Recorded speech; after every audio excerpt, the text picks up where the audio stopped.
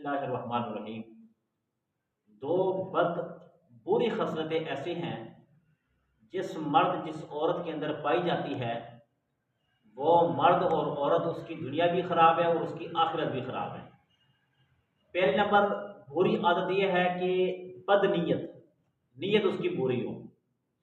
दूसरी बुरी आदत यह है कि वो बद इखलाक हो, हर किसी के साथ जुबान दराजी, हर किसी के साथ बुरे अखलाक के साथ पेश आना।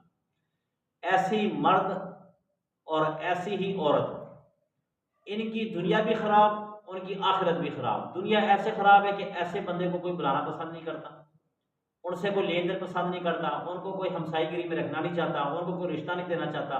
यानी कि 100 मामलात ऐसे हैं कि ऐसे मर्द और ऐसी औरत को लोग पीछे धकेल देते हैं। और आखिरत ऐसे खराब है कि नबी पाक ने फरमाया कि इन्ना अकमल मुमिनीना अहसनुहुम खुलक़ा, के ईमान